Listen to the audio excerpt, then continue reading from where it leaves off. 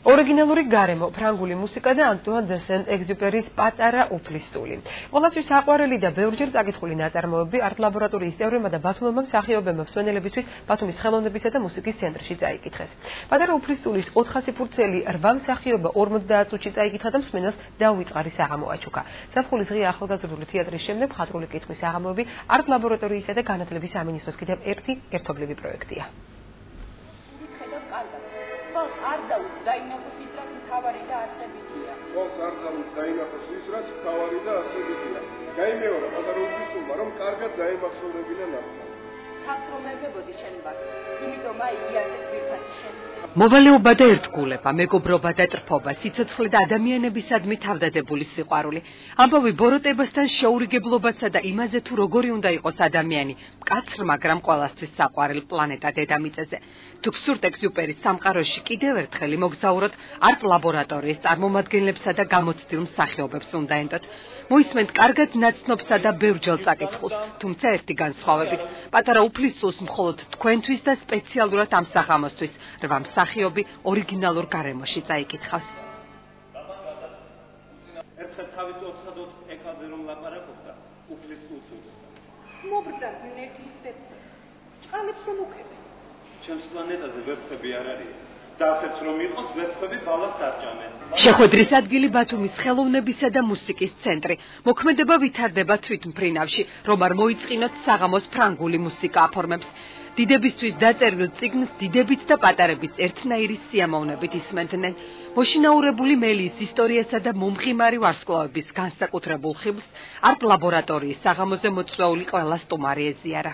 ნებისმიერი კარგი ნაწარმოების კითხვის დროს ადამიანს სურვილი უჩნდება ვინმეს გაუზიაროს ის ემოციები, რაც ამ დროს ეუფლება მას და ძალიან კარგია, როცა საჯაროდ ხდება ეს და ემოციაც საერთოა, მუხტიც საერთოა და ძალიან კარგია, როცა რამოდენიმე ხმა კითხულობს ამას და რამოდენიმენაირი ინტერპრეტაციით ისმენ. საინტერესო არტ ლაბორატორიამ კიდევ ერთხელ წარმოვიდგინა ძალიან ორიგინალური უჩვეულო გარემოში ლიტერატურული წარმოდგენა, რომელიც ძალიან დიდი ინტერესი გამოიწვია მაყურებელს.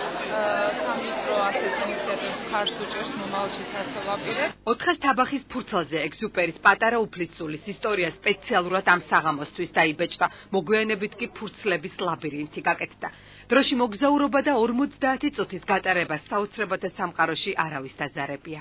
ძალიან მიყვარს ეს პიესა ეგზიუპერის პატარა უფლის სული, ძალიან საინტერესო პიესაა და რო თქვა რომ იქნება წაკითხვა, რა თქმა უნდა დავთანხმდით და მუშაობა იყო რა დაახლოებით 3 დღე ვკითხულობდით ამ პიესას. და ეს მე მაგალითად მართლა არ ველოდი თუ ამდენი ხალხი მოვიდოდა და ძალიან დაბიძავეთ და ეს არანაკლები პასუხისმგებლობით იყო წაკითხული, მინდა გითხრათ, აი როგორც სპექტაკლს სამაშობ და იყო თითქოს პრემიერა. ვარ სტუდენტი და პროფესიონალ მსახიობებთან დავიწყოთ აქედან და მე ვარ თვითონ როგორც ნაწარმოები საინტერესოა ტექსტუალურად ასე ფორმით. რა ვიცი, საკმაოდ საინტერესო დატვირთვა ჰქონდა და მე ვფიქრობ, რომ გამოგვივიდა. თუ მომიშინაურებ ჩვენ საჭირონი გავხდებით ერთმანეთისთვის. უცნაური ხალხია დიდები. მხოლოდ შენ გეყოლება ისეთი ვარსკვლავები, რომლებიც იცინიან. მხოლოდ გული ხედავს კარგად, თვალს არ ძალუც დაინახოს ის, რაც მთავარი და არსებითია. იდეა იმისა, რომ ეს ფრაზები ადამიანებს კიდევ ერთხელ მოესმინათ და არა თავად წაეკითხათ, არტ ლაბორატორიაში რამდენიმე თვის წინ გაჩნდა. როგორც კი 80 წუთის წაკითხვა ჰქონდა პირველი ლიტერატურული საღამო, მას შემდეგ გაჩნდა ეს იდეა და ველოდებოდი დაამინს, მაგრამ მარტია, არ გამოვიდა. ამინდი და გადავწყვიტეთ აი ამ სივრცეში გაგვეხორციელებინა ეს ასე ვთქვათ ღონისძიება და რატომ უფლის სული? იმიტომ რომ ყველას უყვარს. განსაკუთრებით ჩვენ გვიყვარს ყველას ძალიან, ან ჩვენ ჯგუფს ვინც მუშაობდით აი ამ ნაწარმოებებზე.